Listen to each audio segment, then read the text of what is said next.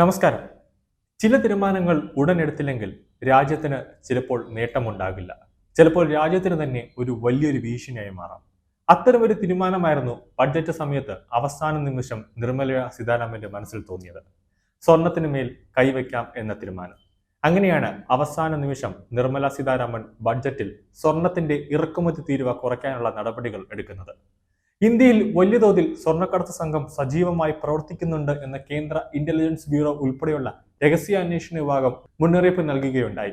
അതിന്റെ അടിസ്ഥാനത്തിലാണ് നിർമ്മല സീതാരാമൻ സ്വർണത്തിന്റെ തീരുവ കുറയ്ക്കാൻ തയ്യാറായത്. കേരളത്തിൽ തന്നെ ഏറ്റവും കൂടുതൽ സ്വർണ്ണക്കടത്ത് സംഘം ആക്റ്റീവായിട്ട് നിൽക്കുന്നത് കോഴിക്കോട് കൊടുവള്ളിയിലാണ്. അത് കേന്ദ്ര ആഭ്യന്തര മന്ത്രാലയം തന്നെ കണ്ടെത്തിയ ഒരു കാര്യം തന്നെയാണ്. സ്വർണ്ണവില കുറയ്ക്കുന്നത് വഴി കള്ളക്കടത്തുകൾ തടയാൻ സാധിക്കുകയും, ഒരു കാര്യം തുറന്നു പറഞ്ഞാൽ കല്യാണ സമയം മുന്നിൽ കണ്ടു നിൽക്കുന്നവർക്ക് ഈ തീരുമാനം തികച്ചും ഒരു ആശ്വാസകരമാണ് എന്നത് എടുത്തു പറയേണ്ട കാര്യമാണ്. ആരൊക്കെ എന്തൊക്കെ പറഞ്ഞാലും ഇതിനെ എതിർത്താലും ഇതുപോലത്തെ വലിയ തീരുമാനങ്ങൾ സാധാരണക്കാർക്ക് പ്രയോജനമാണ്. പെട്രോൾ, ഡീസൽ ഉൾപ്പെടെയുള്ള ഇന്ധന ദ്രാവകത്തിലും ജനങ്ങൾ പ്രതീക്ഷിക്കുന്നുണ്ട്.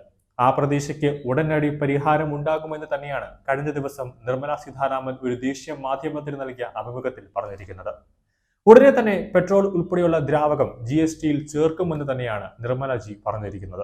അതിനി അധികം നാൾ കാത്തിരിക്കേണ്ടി വരില്ല എന്ന് നിർമ്മല സീതാരാമൻ ഉറപ്പു നൽകുന്നുണ്ട്. പെട്രോൾ ഉൾപ്പെടെ GSTയിൽ ഉൾപ്പെടുത്താൻ തയ്യാറാണെന്നും അതിനുവേണ്ടി സംസ്ഥാനങ്ങൾ തയ്യാറാകണമെന്നും അന്ന് നിർമ്മല സീതാരാമൻ പറഞ്ഞിട്ടുണ്ട്. പെട്രോളിയം ഉൽപ്പന്നങ്ങൾ GSTയിൽ ഉൾപ്പെടുത്തുന്നതിന് വ്യവസ്ഥകൾ അടങ്ങിയിട്ടുണ്ട്. ഇതിന് ആദ്യം വേണ്ടത് സംസ്ഥാനങ്ങളെല്ലാം ഒരു സമവായത്തിലെത്തണം. അവർ ഒരു നിരക്ക് തീരുമാനിക്കണം. അങ്ങനെ തീരുമാനിച്ചു കഴിഞ്ഞാൽ ഇത് GST കൗൺസിലിൽ എല്ലാം യോഗം ചേർന്ന് GSTയിൽ ഉൾപ്പെടുത്തുമെന്ന് ധനമന്ത്രി പറഞ്ഞിട്ടുണ്ട്. ധനമന്ത്രിയും BJPയും പെട്രോൾ, ഡീസൽ വില GSTയിൽ ഉൾപ്പെടുത്തുന്നില്ല എന്ന് രാഹുൽ ഗാന്ധി പറഞ്ഞതിനുള്ള മറുപടിയായിട്ട് കൂടിയാണ് നിർമ്മല ഇത് പറഞ്ഞിരിക്കുന്നത്. നിലവിൽ പെട്രോളിനും ഡീസലിനും വാറ്റാണ് ചുമത്തിക്കൊണ്ടിരിക്കുന്നത്. സംസ്ഥാനങ്ങൾക്ക് വരുമാനം കുറയുമെന്നതിനാൽ BJP ഒഴികെയുള്ള സംസ്ഥാനങ്ങൾ ഇതിന് തയ്യാറാകുന്നില്ല. അതായത് പ്രതിപക്ഷം ഭരിക്കുന്ന സംസ്ഥാനങ്ങളൊന്നും തന്നെ പെട്രോളിന്റെ നികുതി കുറയ്ക്കാൻ അവർ തയ്യാറാകുന്നില്ല. അതായത് GSTയിൽ ഉൾപ്പെടുത്തണമെന്ന് നിർമ്മല സീതാരാമൻ പറഞ്ഞിട്ടും പ്രതിപക്ഷങ്ങൾ കേൾക്കുന്നില്ല. പ്രതിപക്ഷം ഭരിക്കുന്ന സംസ്ഥാനങ്ങളാണ്. GST ഭരിക്കുന്ന സംസ്ഥാനങ്ങളെല്ലാം ഇതിന് അനുകൂലമായിട്ട് തന്നെയാണ് പറഞ്ഞിരിക്കുന്നത്. നിലവിൽ പെട്രോളിനും ഡീസലിനും കേന്ദ്ര എക്സൈസ് നികുതി ചുമത്തുന്നുണ്ട്. അങ്ങനെ ചുമത്തുമ്പോൾ സംസ്ഥാനത്ത് മൊത്തത്തിൽ ഒരു വരുമാനത്തിൽ ഒരു കുറവ് വരും.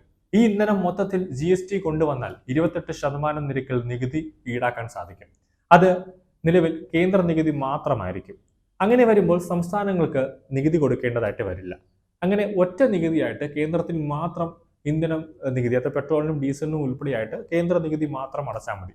അങ്ങനെ മൊത്തത്തിൽ GSTയിലേക്ക് ഇന്ധന നികുതി കൊണ്ടുവരുമ്പോൾ 28% GSTയിലേക്ക് കൊണ്ടുവരുമ്പോൾ ടാക്സ് ആയിട്ട് അടച്ചാൽ മതി. ആ ടാക്സ് കേന്ദ്ര സർക്കാർ തന്നെ മറ്റ് സംസ്ഥാനങ്ങൾക്ക് വീതിച്ച് നൽകും എന്നാണ് GSTയിലേക്ക് ഉൾപ്പെടുത്തിയാൽ ഉണ്ടാകുന്ന ഒരു നേട്ടമെന്ന് നിർമ്മല സീതാരാമൻ പറയുന്നുണ്ട്. പക്ഷേ കേരളത്തിൽ പിണറായി വിജയനും ധനകാര്യമന്ത്രി ബാലഗോപാലും പറഞ്ഞിരിക്കുന്നത് നമ്മുടെ കേരളത്തിന്റെ ആകെ ഒരു വരുമാനം എന്ന് പറയുന്നത് ഈ ഇന്ധനത്തിൽ നിന്ന് കിട്ടുന്ന പണമാണ്. അത് ഇല്ലായാൽ, അത് നഷ്ടപ്പെട്ടു കഴിഞ്ഞാൽ പിന്നെ കേരളത്തിന്റെ സ്ഥിതി ദയനീയമായ ഒരു അവസ്ഥയിലായിരിക്കും. അതുകൊണ്ട് തന്നെയാണ് കേരളം ഇന്ധനത്തിന് സെസ്സിനെല്ലാം കൂട്ടിക്കൊണ്ട് ജനങ്ങളെ ദ്രോഹിക്കുന്നത്. പക്ഷെ എന്തായാലും ഇപ്പോൾ കേന്ദ്ര പെട്രോളിയം മന്ത്രി ഹർദീപ് സിംഗ് പുരിയും ഇതിനെതിരെ ഒരു ഗവേഷണം, അതായത് ഇതിനെതിരെ ഒരു പഠനം തന്നെ നടത്താൻ തീരുമാനിച്ചിട്ടുണ്ട്. അദ്ദേഹം തന്നെ പറഞ്ഞ ഒരു കാര്യമാണ് ഉടനെ തന്നെ പെട്രോള്, ഇന്ധനം ഉൾപ്പെടെ, അതായത് പെട്രോള്, ഡീസൽ ഉൾപ്പെടെ GSTയിലേക്ക് ഉൾപ്പെടുത്തുമെന്ന്. അദ്ദേഹം ധനകാര്യമന്ത്രി നിർമ്മല സീതാരാമനുമായിട്ട് ഒരു മീറ്റിംഗ് കൂടിയിട്ടുണ്ട്. അതുകൊണ്ട് തന്നെ ഏത് നിമിഷവും ചിലപ്പോൾ കേരളത്തിലെ ജനങ്ങൾക്ക് ഓണസമ്മാനമായിട്ട് തന്നെ ഈ ഒരു വാർത്ത കിട്ടുമെന്നതിൽ യാതൊരു സംശയവുമില്ല.